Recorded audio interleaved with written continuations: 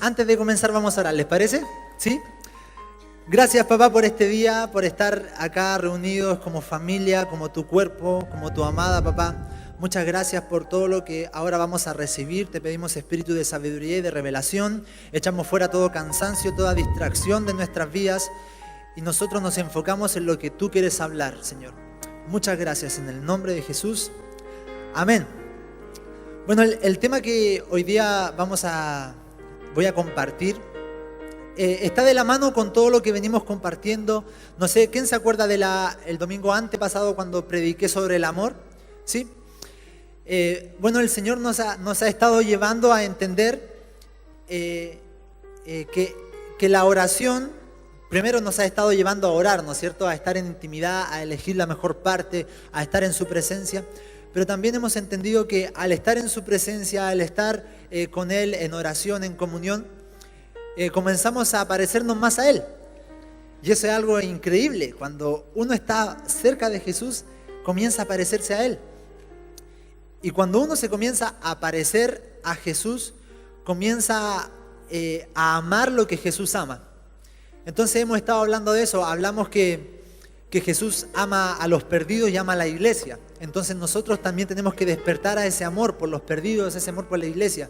Después el pastor Marco nos habló de que tenemos que salir de nuestro estado de comodidad. Tenemos que empezar a tener un corazón que sea un corazón revolucionado. ¿Para qué? Para que nosotros podamos ejercer influencia, para que nosotros podamos amar y manifestar el amor de Dios. Entonces ahora yo también les quiero hablar sobre otro aspecto del corazón de Jesús. Hemos entendido que el corazón de Jesús arde y late por muchas cosas, pero las podemos englobar en algunas, como por ejemplo los perdidos en la iglesia. Y ahora vamos a hablar un poquito sobre la pasión que está en el corazón de Jesús, pero también tiene que estar en nuestro corazón, que es por el reino y el regreso de Cristo. Amén. Repita conmigo: pasión por el reino y pasión por el regreso de Cristo. Vamos a abrir nuestras Biblias en Mateo 6:10, por favor.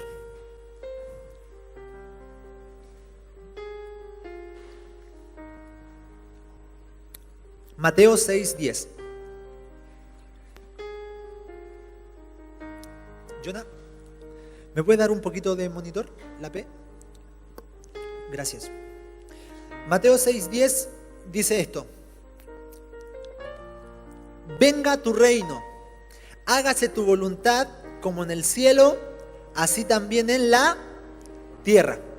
Este es un contexto de que los discípulos le estaban preguntando a Jesús cómo debían orar, y ahí Jesús enseña a orar a los discípulos con la oración del Padre Nuestro, que todos la sabemos. Yo creo que acá en el colegio la enseñaron, nos enseñaron esa oración y muchas veces era como una oración de repetición, pero dicen verdades que son importantes. Entonces, venga tu reino, hágase tu voluntad como en el cielo, así también en la tierra. Quedémonos en nuestra mente con venga tu reino. Es una oración de petición, de que el reino se establezca. Amén. Quedamos con ese concepto. Y vamos rápidamente a Timoteo 4:8. En estos dos versículos nos vamos a basar un poco. Segunda de Timoteo 4:8.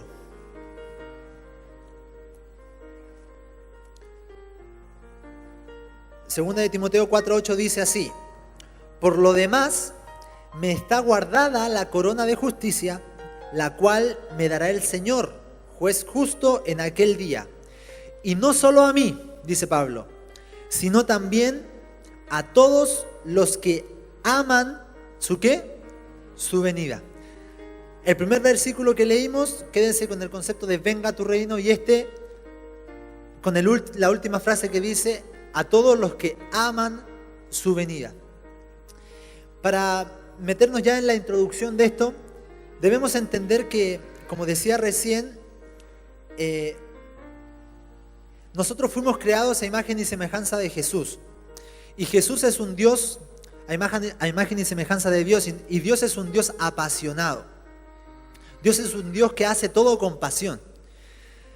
Y obviamente nosotros también somos diseñados con eso. Somos personas apasionadas. En Éxodo 34:14 dice, no adores a otros dioses, porque el Señor es muy celoso, su nombre es Dios celoso. Él es celoso, Él es apasionado. Y también nosotros fuimos creados así.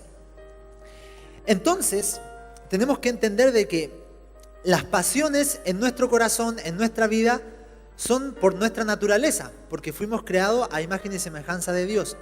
Pero recordemos que el pecado, cuando entró al mundo, cuando entró al ser humano, todo se desvirtuó en nuestra vida y tuvo que pasar, el proceso del ser humano tuvo que pasar por muchos acontecimientos hasta la primera venida de Jesús para restablecernos verdaderamente con el Padre.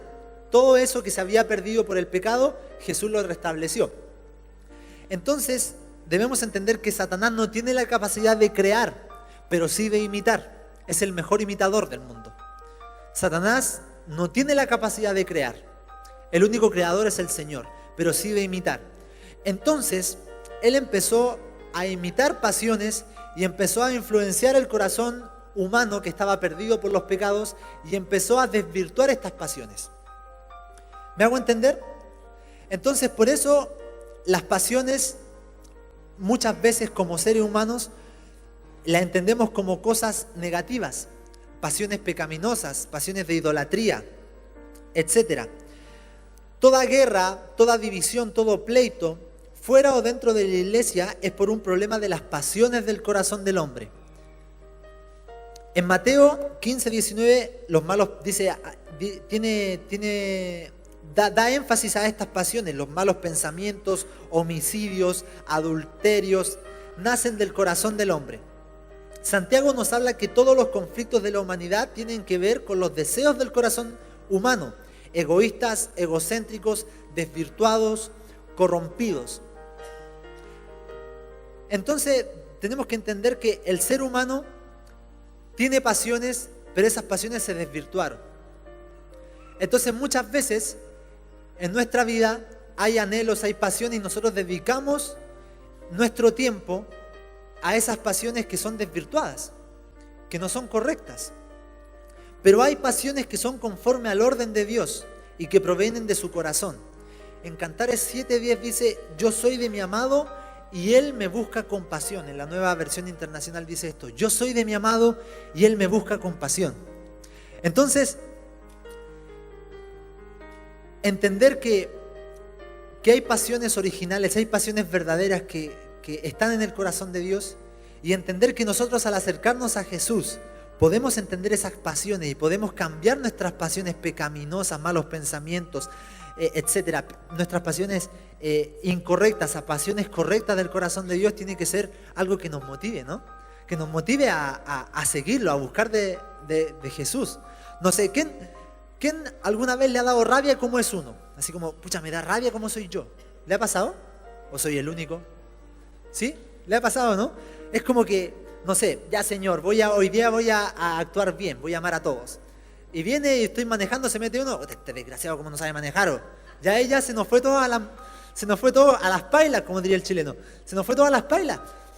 Tenemos que entender de que la única manera de cambiar todas esas situaciones que hay en nuestro corazón erradas es acercándonos a Jesús. Entonces, ¿cuál es el modelo correcto de un corazón con pasiones correctas? El modelo correcto es Jesús, el modelo correcto es Dios. Si nos acercamos más a Él, Él es un Dios apasionado. Y en la historia de la humanidad ha habido personas que han logrado desarrollar un corazón conforme al corazón de Dios. Podemos ver en la Biblia nuestros héroes de la fe, como dice, hay un versículo, un texto que dice que son los héroes de la fe. David, Abraham, todas esas personas que han influenciado, incluso en la actualidad ahora pastores, diferentes personas han encontrado que cerca de Jesús pueden transformar esas pasiones equivocadas a las pasiones reales, que son las pasiones del corazón de Dios, y han establecido el cielo en la tierra. Dios desea que nosotros lo amemos con un amor realmente, un amor sin medida. Si bien nosotros tenemos una medida humana, pero Él nos entrega su amor y ese mismo amor nosotros tenemos que entregárselo a Él. Cuando Dios encuentra un corazón así, lo unge, lo promueve, desata bendición, provisión, poder y autoridad. Dios está buscando a personas con pasiones correctas, con esas pasiones que fueron transmitidas del corazón de Jesús. Entonces nosotros tenemos que despertar a las pasiones que Él tiene. Tenemos que comenzar a amar lo que Él ama. Yo sé que ha sido repetitivo este concepto de entender o de escuchar que tenemos que amar lo que Dios ama, pero es algo que ha revolucionado mi vida. Yo creo que nos está revolucionando a varios de acá. A todos nosotros debemos despertar a amar lo que Él ama, porque esas pasiones son verdaderas. Y recordemos que cuando hay pasión en el corazón, todas las decisiones, toda la forma de actuar surgen por esa pasión. Ustedes pueden ver a los deportistas. Los deportistas tienen una pasión, tienen un objetivo. Y ese objetivo los hace tomar decisiones drásticas. Yo siempre cuento esta historia de estos gemelos que salen allá, eran ariqueños, son ariqueños, no se han muerto, son ariqueños, y caminan, hacen caminata. Es así como que entre trote y caminar, así como que uno los ve como que van apurados, como que van al baño así. No sé si lo han visto, es un deporte. Ellos tenían una pasión en su corazón que era llegar a las Olimpiadas. Entonces uno los podía ver a las 5 o 6 de la mañana corriendo por el estadio con todo oscuro y ellos corriendo porque su pasión los hizo tomar esa decisión. Los deportistas se alimentan de diferente manera, se acuestan a la hora que, no sé, a las 8 y se despiertan a las 5 de la mañana para entrenar. Toman decisiones porque tienen una pasión en el corazón. Yo sé que ese es un ejemplo muy terrenal, pero en lo espiritual pasa lo mismo. Nosotros debemos despertar a esas pasiones para tomar las decisiones que nos hacen lograr objetivos, nos hacen tener fruto que permanezca. Amén. Entonces, vamos a hablar de dos pasiones nuevamente del corazón de Dios, dos pasiones que tienen que estar en nuestro corazón y debemos amar también. La primera es la pasión por el reino de Dios y la segunda es la pasión por el regreso de Cristo. Hablé un poquito en el ELA sobre esto en la reunión de líderes y ahora lo vamos a profundizar un poco más. Como leímos recién en Mateo 6:10 dice, venga tu reino, hágase tu voluntad como en el cielo, así también en la tierra. La oración del Padre Nuestro es una oración que tiene tanta profundidad, que tiene tanto contenido. No es una oración de repetición, sino que cada concepto que Jesús le estaba enseñando a sus discípulos era porque es una oración integral, es una oración completa. Venga tu reino, el diseño del cielo es un reino. Hay un trono y hay tronos. Hay naciones, hay jerarquía, hay orden, hay cultura. Él quiere que amemos y anhelemos la idea de un reino. Nosotros hemos escuchado ya a través de nuestros pastores hablar del reino de Dios, que nosotros tenemos que vivir la cultura del reino de Dios, que el reino es una cultura, que tiene su bandera, que tiene sus leyes, que tiene su forma de vivir, tiene su vocabulario. Eso es un diseño celestial. Y Dios anhela que ese diseño celestial se establezca a través de la iglesia, aquí en la tierra. Los diseños que Dios le dio a Moisés y a David, el tabernáculo de Moisés, la tienda de David, fueron diseños celestiales. Fueron diseños de cómo relacionarse con Dios celestialmente. Era una conexión directa del cielo a la tierra. Y si ustedes pueden leer ahí en el Antiguo Testamento, sale específicamente las instrucciones que Dios le da a Moisés, Dios le da a David, cómo deberían hacer ese diseño celestial. Porque siempre el concepto de Dios para la tierra es un reino. Y es por eso que cuando Jesús vino, habló del reino de Dios. El evangelio que el Señor habló, que Jesús habló, fue del reino de Dios. Juan el Bautista decía, arrepiéntanse que el reino de los cielos está cerca. Y cuando Jesús llegó, vino, hizo lo mismo. Arrepiéntanse que el reino de Dios ha llegado. Entonces debemos entender que de alguna u otra manera, durante toda la Biblia, el patrón era que se establecía el cielo en la tierra. A través de David, a través de Moisés, a través de los reyes, a través de los profetas, después a través de Jesús, después a través de los discípulos. Siempre se establece parte del reino de Dios en la tierra, porque ese es el anhelo de Jesús. Pero acá surge una pregunta, porque si leemos en Lucas 17:22, lo voy a leer rápido, si usted quiere lo anota, porque nuevamente repito, cada vez están anotando más mis prédicas y eso me pone contento. Antes yo la primera vez que prediqué no anotaban nada, yo decía no importa. En Lucas 17:20 dice esto: Preguntando por los fariseos, ¿cuándo habría de venir el reino de Dios? Jesús le respondió y dijo, el reino de Dios no vendrá con advertencia, ni dirán, helo aquí o helo allí, porque he aquí el reino de Dios está entre vosotros. Eso le dijo a los fariseos. En Lucas 21:31 dice, así también vosotros, cuando veáis que sucedan estas cosas, saben que el reino está cerca. O saben que está cerca el reino de Dios. Y después en Lucas 22, también Jesús dice, porque os digo que no beberé más del fruto de la vid hasta que el reino de Dios venga. Entonces la pregunta es, ¿está? ¿No está? ¿Viene o no viene? ¿Cómo que está y después viene? O sea, se estaba contradiciendo Jesús diciendo, no, el reino de Dios está. Y después, en otros versículos más adelante, no, el reino de Dios viene. ¿Cómo, Jesús? Si ya me dijiste que estaba, ¿cómo va a venir? Entonces ahí tenemos que entender profundamente, tenemos que meternos más en la Escritura y entender de que el reino de Dios está y el reino de Dios viene. Son dinámicas diferentes del reino de Dios. La primera, el reino de Dios está. Repita conmigo, está. Dígale al que está al lado, el reino de Dios está. Pero así, con ánimo, como con ganas de decirlo. El reino de Dios está. ¿Por qué decimos que está? Porque podemos manifestar el poder, la dinámica, la salvación del cielo en la tierra de una forma poderosa, real y espiritual a través de la iglesia. En las células se manifiesta el reino de Dios. Cuando un perdido, uno que estaba extraviado, vuelve a los brazos del Padre y entrega su vida a Jesús, se manifiesta el reino de Dios. Ahora cuando terminemos vamos a orar por sanidad porque el pastor Aníbal, y yo igual sentí cuando él me lo dijo, Dios se va a manifestar, esa visión que él tuvo, Dios se va a manifestar con su reino hoy día. Cuando hay sanidades, cuando hay milagros, el reino de Dios está. Cuando nosotros vamos caminando por la calle y conversamos a una persona, platicamos con esa persona del reino de Dios, el reino de Dios se manifiesta. Entonces por eso tenemos que entender que el concepto que el reino de Dios está, sí, a través de la iglesia, a través de nosotros. Amén. Diga, yo soy parte del reino de Dios. Así, yo soy parte del reino de Dios. Amén, entonces el reino de Dios está. Pero el reino de Dios también viene. Diga, el reino de Dios viene. Viene de forma literal.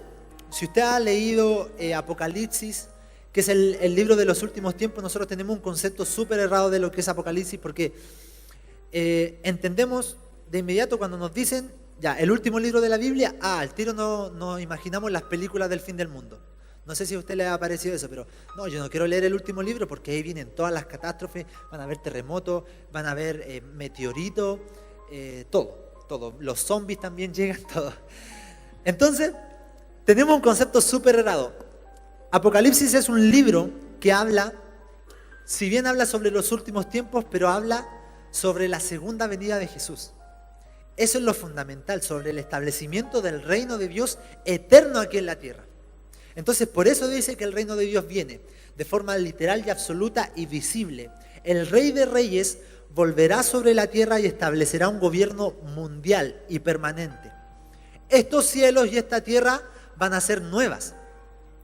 Así que si usted creía que nosotros íbamos a vivir felices en el cielo, debo decirle que no, que vamos a vivir felices en la tierra, en un cielo nuevo y en una tierra nueva, el Rey de Reyes reinando y nosotros también apoyándola, ayudándola a reinar sobre todas las naciones, porque somos reyes y sacerdotes. Amén.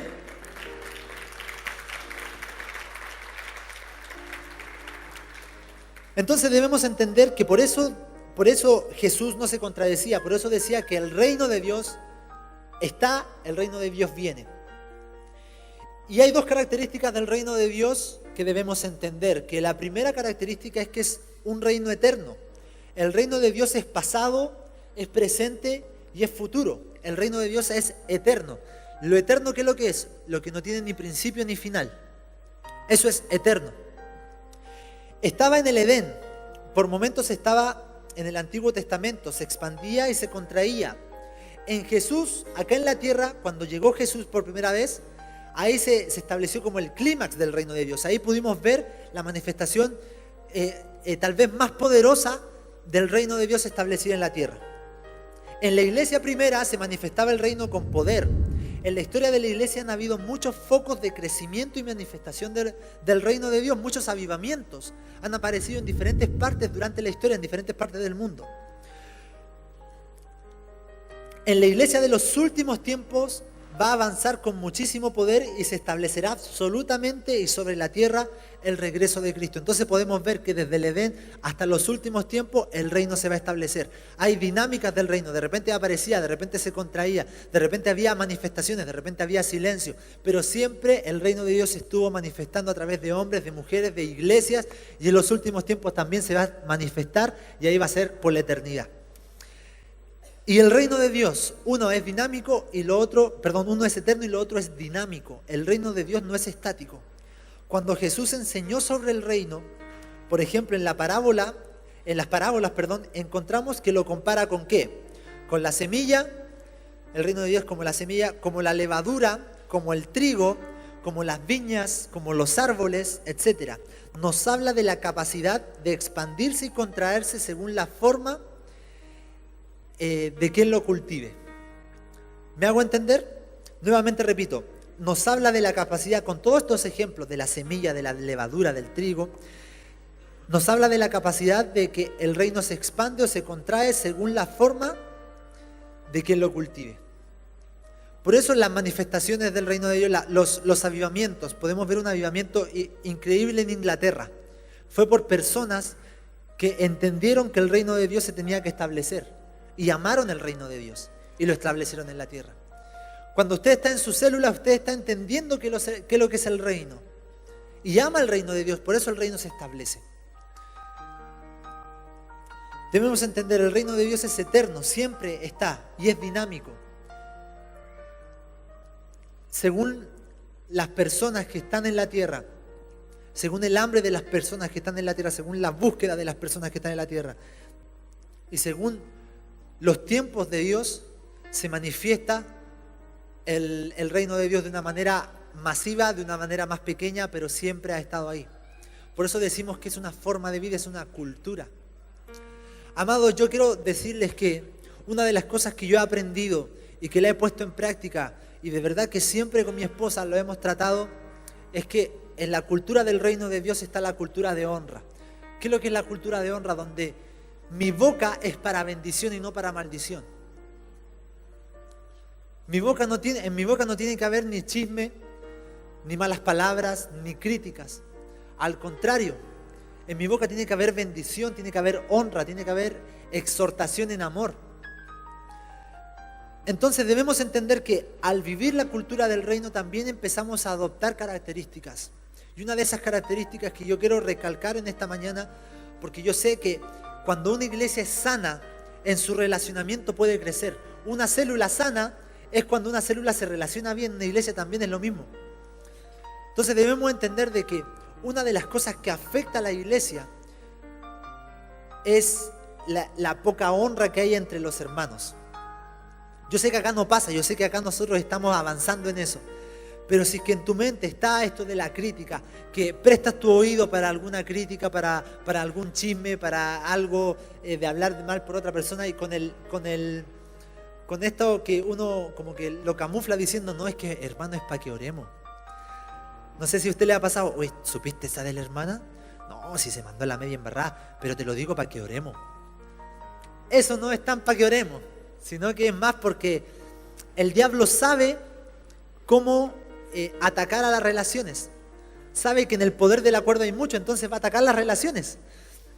Entonces, creó obviamente el chisme, que el chisme es rico contarlo. Para un ser humano es como que, hoy tengo la papa, tengo la última. Por eso en los canales, los programas de farándula son tan exitosos. ¿Por qué? Porque hay consumidores que los ven. Y es como que, ay, ¿supiste la del Arturo Vidal que chocó el auto y después jugó igual? Entonces, empezamos así. Y eso no puede pasar en la cultura del reino de Dios, que es una cultura de honra. Amén. Entonces, tú tienes que decirle, Señor, oremos al tiro. Señor, yo me comprometo a que mi boca y a que mis oídos serán de bendición. Se alinearán con tu reino, papá. En el nombre de Jesús. Amén. Ese fue un paréntesis un poquito grande. Entonces el reino de Dios es eterno y dinámico. El reino se manifiesta con la iglesia. Nosotros manifestamos el reino de Dios.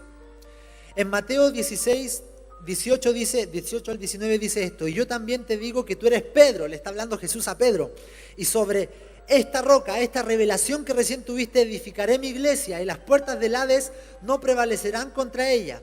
Y a ti te daré las llaves del reino de los cielos, y todo lo que atares en la tierra será atado en los cielos, y todo lo que desatares en la tierra será desatado en los cielos. Eso es para todos nosotros. Nosotros tenemos las llaves del reino de Dios. Tenemos el respaldo y la autoridad del rey. El rey te está diciendo: Cristian, aquí tienes las llaves. Todo lo que ates en la tierra será atado en los cielos. Todo lo que desates en la tierra será desatado en los cielos.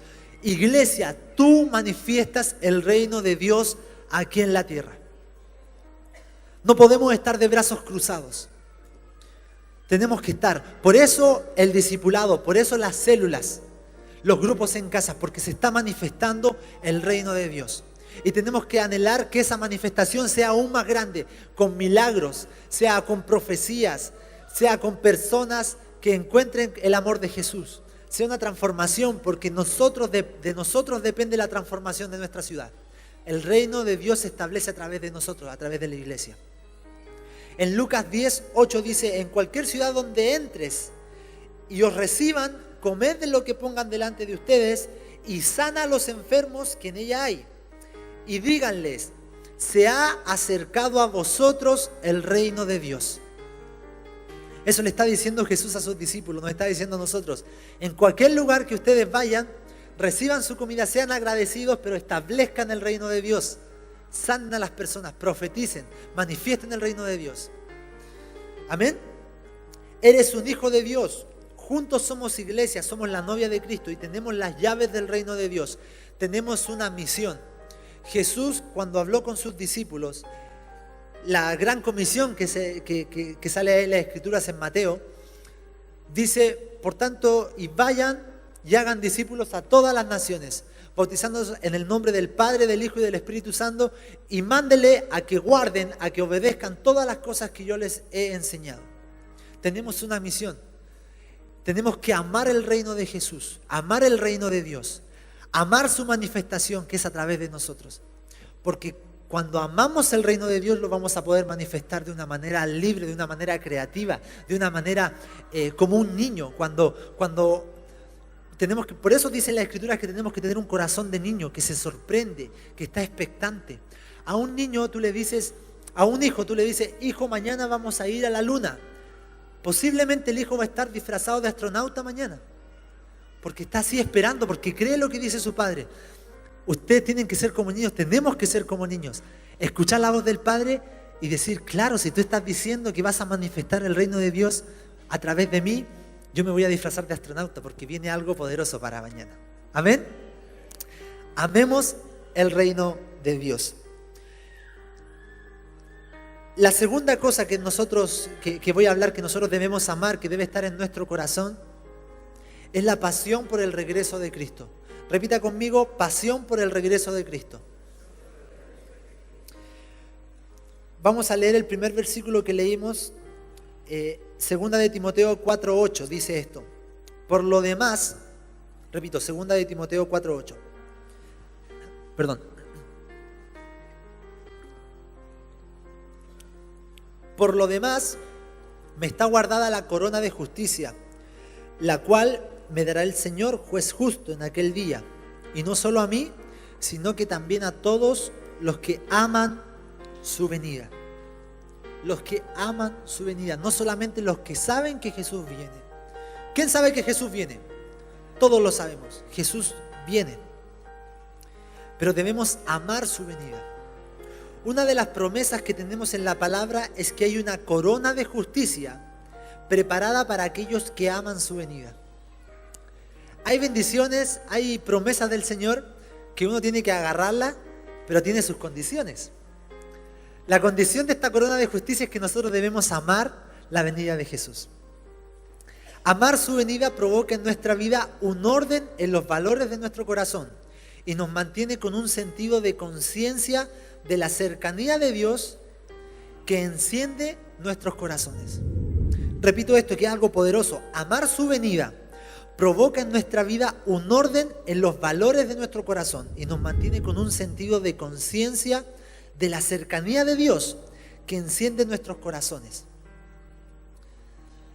Si es que usted entendía la venida de Jesús con catástrofes, con atentados, con meteoritos, con el fin del mundo, y eso lo hacía entender que la venida de Jesús era algo horrible, y pedirle a Jesús, Jesús, por favor, no vengas, porque si viene todo eso, tiene un mal concepto. Porque la venida de Jesús nos motiva, alinea nuestro corazón a anhelar su venida, a hacer todo lo que está a mi mano, todo lo que está disponible para mí, para que Cristo venga pronto. Entonces, cuando entendemos eso, empezamos a dar fruto, empezamos a actuar, empezamos a hacer, pero con el entendimiento en que somos hijos de Dios y estamos bien posicionados entendiendo la venida de Jesús como una bendición. Ahora usted me dice, ya, pero está bien, pero solamente Apocalipsis habla de la venida de Jesús. Y no es así. La venida de Jesús, vamos a ver cuánto habla la Biblia de eso. ¿Le parece? Así que si quieren anotar, estos son como datos que uno los puede publicar después en Facebook. ¿Sabías que? Y ahí usted pone los datos que le voy a dar ahora. Y es más interesante su Facebook, por lo menos. En los 200, son bromas por si acaso, de repente tiro broma, pero me quedo serio, entonces son bromas, ¿ya? Me tengo que reír. En los 260 capítulos del Nuevo Testamento, el regreso de Cristo se menciona 318 veces, más de una vez por capítulo en promedio. Más de 150 capítulos en toda la Biblia hablan del regreso de Jesús, la restauración de la tierra y el establecimiento del reino eterno en los últimos tiempos. Esto representa un 26% de las Escrituras. En el Antiguo Testamento, la segunda venida se menciona clara y específicamente en Isaías, en Jeremías, en Ezequiel, en Daniel, en Abdías, en Miqueas, en Zacarías, en Habacuc, en Sofonías, en Ageo, en Malaquías. Y eso que en el Antiguo Testamento, porque en el Nuevo, en los Hechos, en todas las epístolas de Pablo, etc. Jesús lo mencionó en todos los evangelios. Se registra a Pedro hablando a la iglesia de los Hechos y en el libro de Hechos sobre los acontecimientos y la restauración de todas las cosas en el final de los tiempos. Pablo lo escribió a los romanos, corintios, a los filipenses, a los colosenses, a los tesalonicenses, a Timoteo en sus 2 cartas, a Tito, a Santiago, Pedro y Juan también hablan del acontecimiento en sus cartas. Entonces, si habla tanto la Biblia sobre la venida de Cristo, ¿será importante, digo yo? ¿Por qué nosotros muchas veces nos hacemos el quito y no tenemos entendimiento tanto de esto? Porque el diablo es astuto. Porque sabe que si Cristo viene, su fin, porque ya tiene un fin cuando Jesucristo estuvo en la cruz, pero su fin, va a ser en la segunda venida de Jesús. Entonces, distrae a las personas para que no entiendan de eso. Ustedes sabían que el libro de Apocalipsis es el único libro que tiene una bendición, tiene una bienaventuranza para el que lo lee, para el que lo guarda, para el que lo predica. Es el único libro que al leerlo, al guardarlo y al predicarlo tiene una bienaventuranza, tiene bendición para nosotros. Y es el libro que menos se lee. Porque el diablo está nervioso, porque el diablo distrae a las personas para que no entendamos que la venida de Jesús es importante. ¿Me hago entender? Entonces, ¿cómo tiene que ser nuestra actitud frente a esto? La actitud de la iglesia. Repita conmigo, mi actitud tiene que ser de velar. De velar. Una de las señales de los últimos tiempos y del establecimiento del reino permanente de Dios es un despertar en el deseo de la iglesia por el regreso de Cristo, por el regreso de Jesús. Hubo un tiempo en que el regreso de Jesús se hablaba en las congregaciones, pero de una mala manera, que decía, Jesús viene, así que no hagamos nada. No vayamos a la universidad porque Cristo viene pronto. No compremos nuestras casas porque Cristo viene pronto. Y como viene pronto, nos va a sacar de este tarro de basurero que es la tierra y nos va a llegar a lugares celestiales y va a agarrar la tierra y la va a tirar a la basura. Entonces, después de ese proceso, de ese tiempo, de esa época, se anduvo apagando esto. Y la iglesia ya no empezó a hablar tanto del regreso de Cristo por el mal concepto que tenía, pero ahora tiene que nacer un despertar con el concepto transformado, con el concepto real y original, que es la segunda venida de Jesús como lo más hermoso.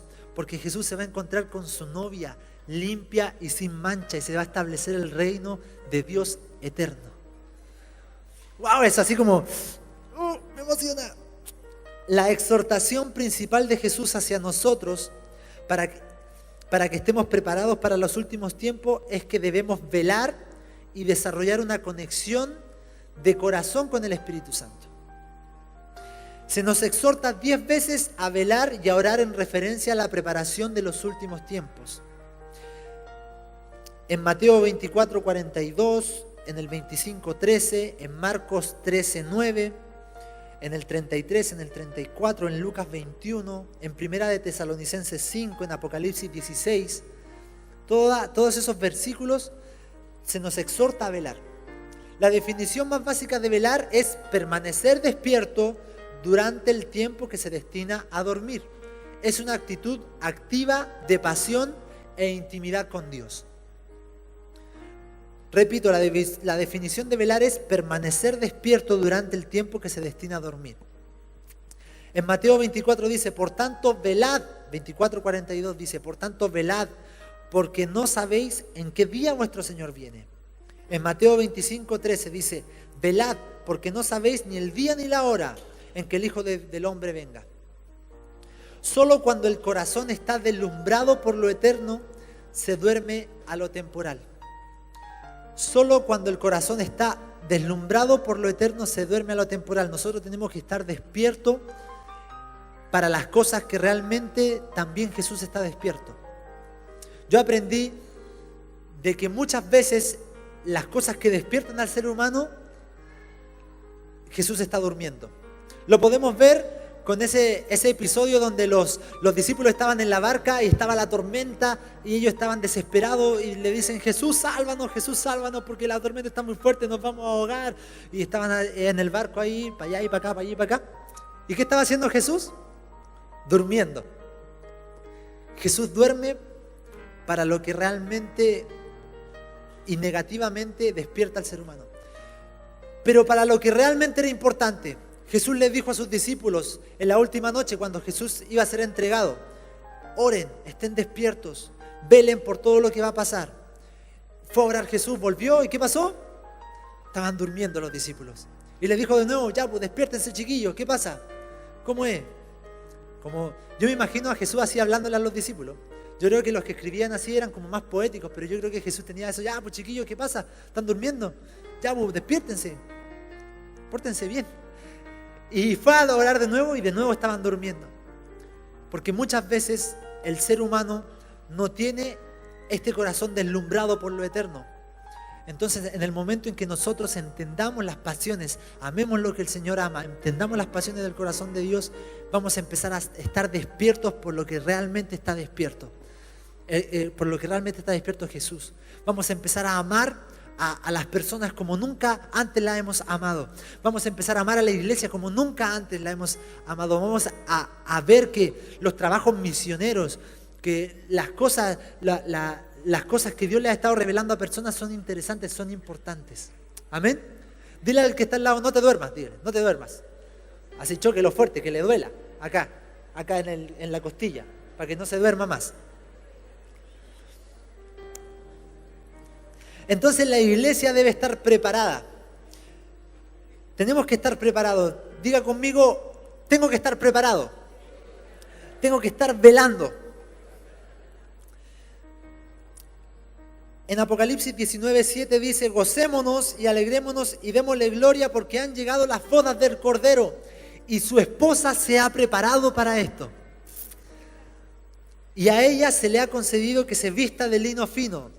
Lino limpio y resplandeciente. ¿Se acuerdan de esa canción? Muy buena. De Apocalipsis, por si acaso. Porque el lino fino es las acciones justas de los santos. La novia, la esposa se ha preparado. En 2 de Corintios 11:12 dice, porque os celo con celo de Dios, pues os he desposado con un solo esposo, para presentarnos como virgen pura a Cristo. Ser desposado significa estar comprometido legalmente para casarse. Somos legalmente la esposa que se prepara para la consumación del matrimonio. La novia desposada o la esposa debe purificarse, prepararse en todas las áreas para las responsabilidades, preparar la boda y esperar con ansias ese día.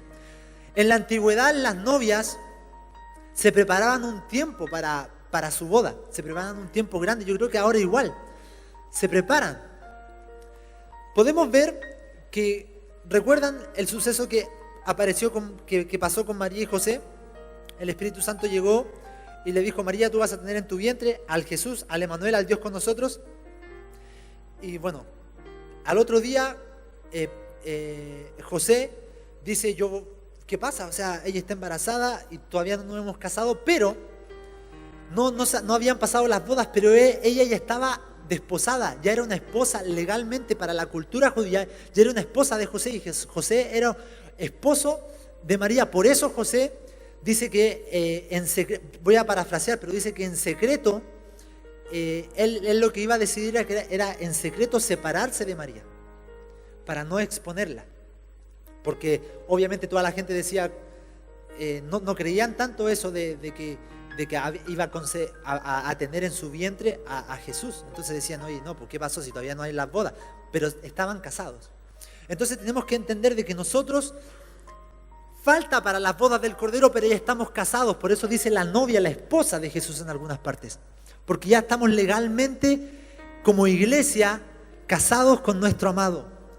Con nuestro amado que viene pronto para casarse con nosotros, con una novia limpia, sin mancha ni arruga, con lino fino y resplandeciente, para recibir a su amado. Amén. La iglesia se debe preparar en pureza. La iglesia se debe preparar en justicia. La iglesia se debe preparar en pasión. En pureza es purificarse, santificarse, consagrarse, crecer en santidad, liberarse de todas las ataduras del mundo. Prepararse en justicia, acciones justas, convidar a otros para las bodas, para tomar la lámpara y el aceite, como sale ahí con las novias. Tenemos que invitar a personas, manifestar. Próximamente va a venir Jesús y quiero que tú estés en la boda conmigo. Quiero que te cases con Jesús. Ese es nuestro anhelo, para invitar a personas a que amen a Jesús, a que transformen su vida, a que puedan entregarse a Jesús. Prepararse en pasión, adoración, devoción, anhelo, oración y ayuno. Es por eso yo creo que, Pastor Aníbal, el Señor nos está llamando al mover de oración. Porque lo que usted recibió hoy día es algo profético. Porque cuando hay más oración, hay más poder. El reino se manifiesta porque estamos más preparados para la venida de Jesús. Entonces nuestro corazón empieza a actuar conforme al reino de Dios. Entonces es algo que va a empezar a manifestarse. Yo quiero profetizar esto. En tus células se van a empezar a manifestar milagros.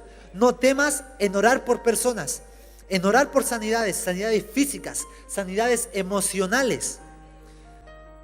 Familias se van a restaurar. Personas que tenían humanamente todo perdido van a obtener la mayor riqueza, que es Jesús, y ahí van a empezar a de nuevo llevar su vida a los pies de Jesús y van a empezar a crecer ellos. Amén.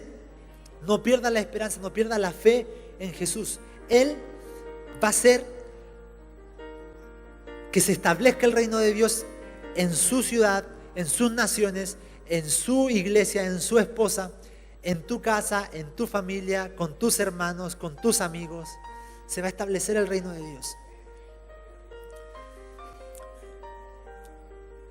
Lo último que voy a decir, en Mateo 24, 37, y esto quiero que lo leamos todos juntos. Mateo 24, 37 al 39.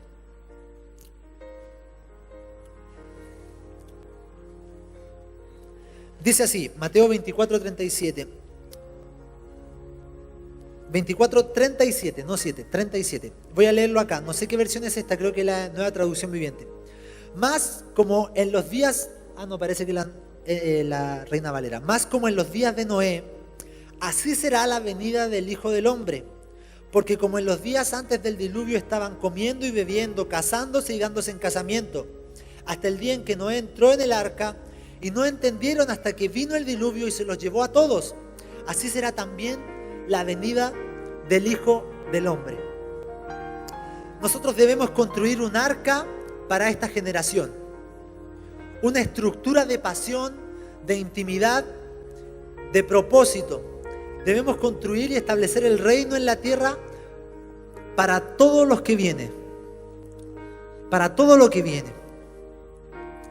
Este arca tiene que ver con edificar la verdadera cultura del reino, que libre a las personas de la confusión, las haga volver al diseño original. Y nosotros tenemos que pagar un precio para esto. Si podemos ver el contexto, estoy haciendo una alegoría, un ejemplo con lo que pasó en los tiempos de Noé. Noé, Dios le estableció, le dijo que venía un diluvio, que hiciera un arca. ¿Qué es lo que era un arca? En ese tiempo no se sabía qué es lo que era un arca. Él empezó a establecer esto porque venía un diluvio. Las personas no le creyeron. Y él sentía, yo me imagino como hijo de Dios, sentía esto de, Señor, pero ¿por qué? Quiero que se salven todos. Pero las personas lo rechazaron, le dijeron, no, nosotros no te creemos. Y él estaba con esa pasión en el corazón y construyó el arca. Nosotros tenemos que hacer lo mismo para lo que viene. Tenemos que llamar a las personas y decirle, viene algo grande, viene algo grande. En los últimos tiempos se va a manifestar lo bueno, se va a manifestar el poder de Dios, pero también se va a manifestar lo malo, lo negativo. El trigo y la cizaña crecerán juntos, dice la Escritura. Y nosotros tenemos que decirle a las personas, el amado viene y necesita quiere tener una relación contigo. Ven a esta arca que nosotros estamos construyendo. Tenemos que pagar ese precio de intimidad, de devoción, de sacrificio, de negarse a uno mismo. Parte fundamental de esta construcción es restaurar la identidad de los creyentes como hijos de Dios y novia del Cordero. Por eso mucho también hablamos de identidad. Debemos vivir en una identidad de hijos de Dios, entendiendo que somos hijos de Dios, pero también que somos novia del Cordero. No sé si se recuerdan cuando yo compartí eso, que nuestra relación tenemos que entender y vivir como hijos de Dios, pero como novia del Cordero, porque así entendemos el plan general que Dios tiene para el mundo. Si Dios te llamó como hijo, también te llamó como iglesia. Tú no puedes estar separado de la iglesia. Debes amar la iglesia. No puedes decir, no, es que Dios a mí me llamó para Él solamente y no para la iglesia. Por eso yo no me congrego. Porque Dios no se contradice. Y la iglesia es la esposa de Dios y Dios ama a la iglesia.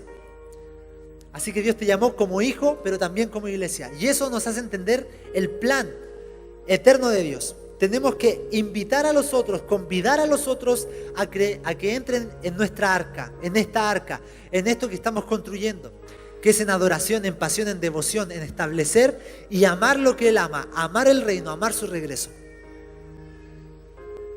Dios no guardó a Noé de una forma inconsciente o mágica, sino que lo llamó a construir una estructura de salvación para los juicios de Dios. No lo salvó así, ya, yo te protejo, una burbuja mágica, no. Dijo, esfuérzate, trabaja, construye eso. Por la fe Noé, cuando fue advertido por Dios acerca de las cosas que aún no se veían, con temor preparó el arca en que su casa se salvase. Y por esa fe condenó al mundo y fue hecho heredero de la justicia que viene por la fe. Solo aquellos que saben de dónde vienen y hasta dónde van pueden ser certeros en el hoy. Nosotros tenemos que entender que nosotros venimos del sacrificio que Jesús hizo en la cruz, pero vamos a la boda del Cordero. Y eso nos hace entender y nos hace ser efectivos hoy. Nuestro corazón se va a encender por todas las cosas que encienden el corazón de Dios si es que tenemos claro esto, si es que tenemos claro que el reino de Dios, el regreso de Jesús tiene que ser prioridad y pasión en nuestro corazón. Tenemos que vibrar por esto. Dios quiere despertar una pasión en la iglesia por ver el imperio de Dios en la tierra, llenarlo todo, que venga su reino. Hoy estamos en el tiempo de colonizar espiritualmente las naciones con el reino de Dios. Toda la tierra será llena de su gloria y reinaremos sobre la tierra con Él. Hoy hay mucha gente que conoce a Jesús. Prácticamente en todo el mundo se está conociendo de Jesús, solamente oyendo, a través de internet, a través de los trabajos misioneros que se están haciendo en países hasta musulmanes. Muchos musulmanes están teniendo sueños con Jesús. Muchos musulmanes se están convirtiendo. Pocos lugares en el mundo, por lo que nosotros tenemos entendido, falta predicar a Jesús, predicar el Evangelio. En muchas partes hay agrupaciones misioneras que dicen que de aquí a 5 años más ya la Biblia va a estar traducida en la mayoría de idiomas, en todos los idiomas del mundo. Todos conocen de Jesús, pero prácticamente todo el mundo, incluyendo la iglesia, necesita recibir el mensaje del reino de Dios. Poder, cultura, autoridad, esperanza. De eso se trata el reino de Dios. Se debe despertar el altar de la pasión por el regreso del amado. Cristo vendrá a encontrarse con una novia apasionada que lo desea y está desesperada por verlo en el esplendor de su gloria. Hoy vemos en parte, pero entonces lo veremos cara a cara. Esta tiene que ser una santa pasión de la iglesia, que es traer Jesús a la tierra. El reino de Dios se tiene que establecer. Debemos amar el reino de Dios. Debemos amar la venida de Jesús. Eso nos va a hacer claros en el hoy. Nos va a hacer dar fruto, y fruto que permanezca. Amén. ¿Por qué no te pones de pie y le das un fuerte aplauso al Señor?